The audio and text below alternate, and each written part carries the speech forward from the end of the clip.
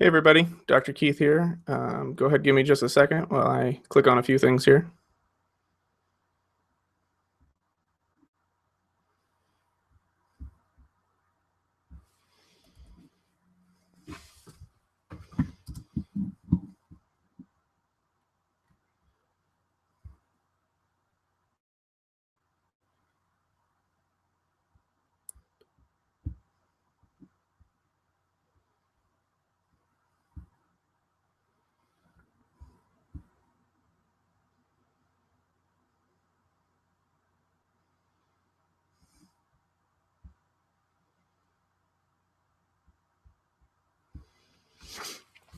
All right, so today we're just going to have a little brief conversation about ear infections, how we can help with a lot of those situations in kids. Yeah. But obviously it's way more common in kids, and we'll kind of talk about that, why that is. And we'll do this because to let you know that there are other options besides the ones that you hear a lot. Most of the time you're just going to hear that your child either needs antibiotic or tubes in their ears, and most of the time there's really not much else that they tell you can be done.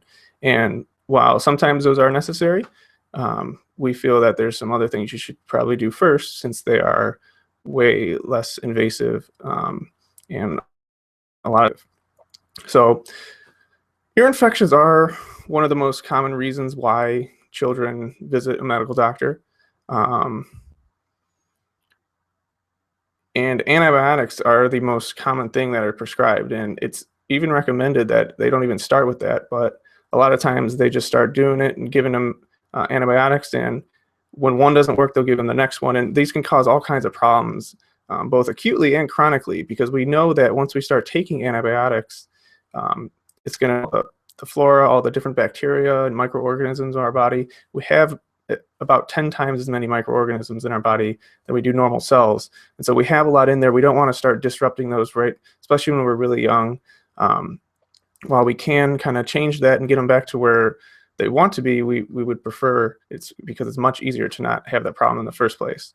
But some stats here, approximately 10% of infants by 3 months of age have an ear infection, about 50% of children by the age of 3, and this costs us about $5.3 billion every year. And there's all kinds of different reasons for that. The most common one that you hear is that kids, their eustachian tubes aren't angled the same way as adults, and that's true. However, it's only kind of the partial truth, because all kids are like that, but not all kids get ear infections, and especially not all kids get chronic ear infections. With those stats I just gave, those are more of the acute ones, but some kids develop chronic ear infections, and they have them for years and years. To have many, and you're going to have all kinds of antibiotics given, and those are the ones really where we start getting the more surgical ways to take care of it. But there's all kinds of other ways to manage it, and we're going to talk about a couple of them. Chiropractic, we're going to talk about some nutritional strategies to kind of help build your immune system.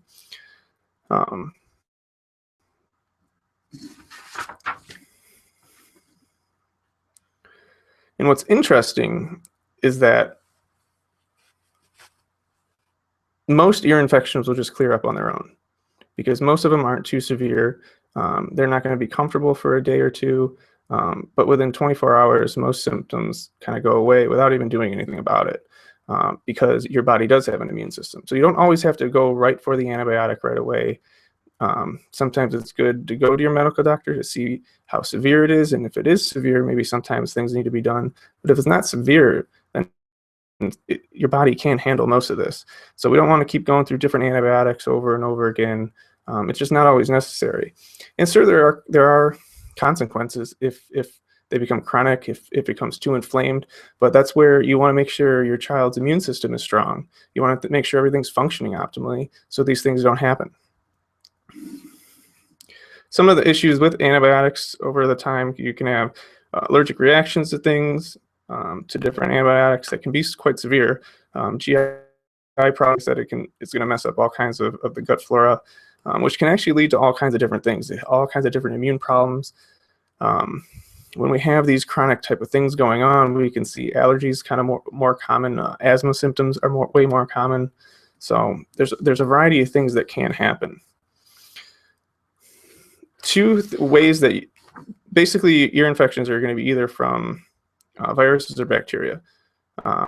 There's debate on the statistics itself, but the ones we're using here, most are going to be but there are a lot still that are viral, and an antibiotic isn't going to do anything for that at all.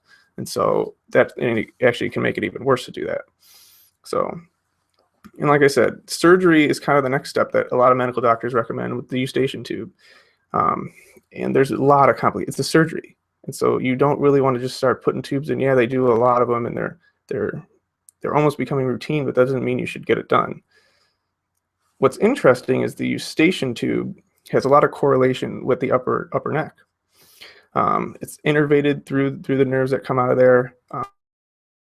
You need a nice tone in the area. You don't want to have muscles pulling one way or the other. It can affect that area. It can make everything not function properly. And so as a chiropractor, we check to make sure that kids' spines are functioning optimally. And with kids that have chronic ear infections, we're really going to focus on that upper spine. Because if it's not functioning optimally, the eustachian tube is not going to be able to drain properly, no matter what angle it's at. And so that's where we go back to, a lot of kids, kids do have a different angle in their eustachian tube, but you need proper motion and proper movement and proper alignment to also have it function optimally, because it's there to it helps drain and does all kinds of things like that. But it's not going to do that if no matter if you have tubes or not.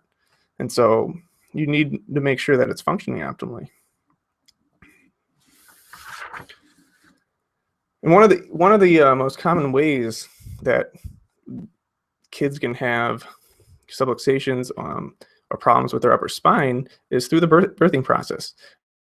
We see kids going through cesarean sections, a lot of kids getting vacuum extractions. Even during vaginal births, there's going to be a lot of pulling on the neck.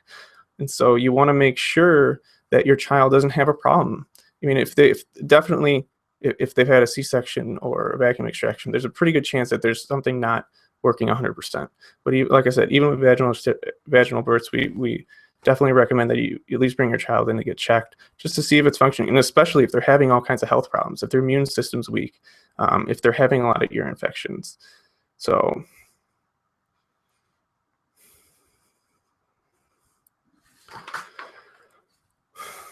we can go through all kinds of different case studies with this.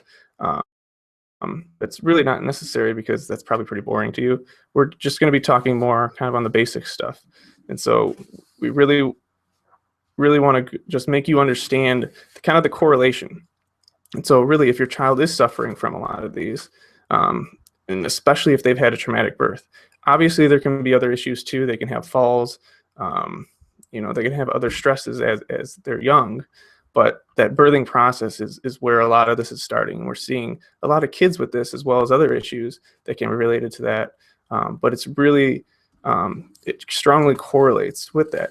And it's just something that's not being checked. They're not getting their upper spine checked. And so make sure that that's functioning optimally.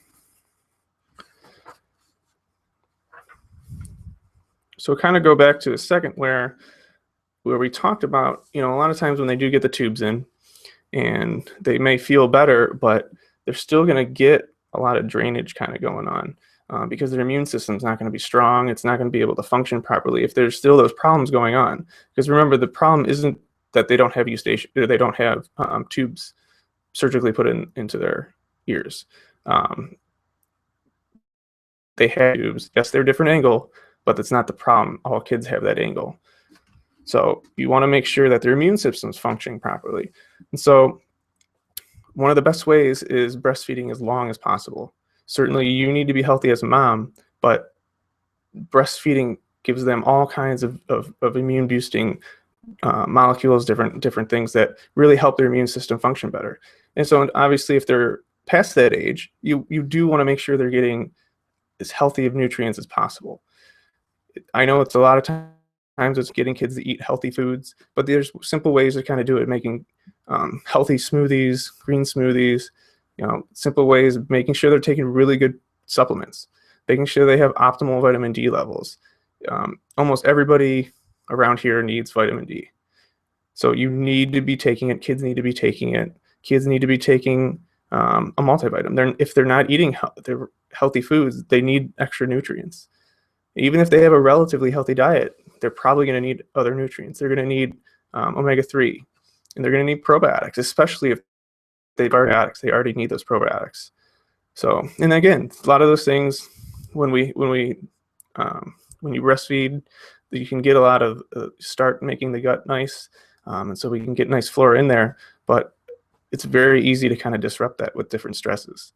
So, if you guys have any questions, feel free to ask. You can write through comments under here. You can call the office, contact us, schedule an appointment. We'll be happy to check out your kid. That's what we're here to do, is help you guys be healthier and live an amazing life. So again, if you have any other questions, please let us know. We're going to do these webinars or Google Hangouts about every other week. We will do them every other week. We're going to go back to Mondays now that we got all the technical things changed. But Mondays it'll be, and I'll send out an email so you guys can have the links for it. But most of these should be saved also on YouTube, so you can watch them and send them to your friends as well.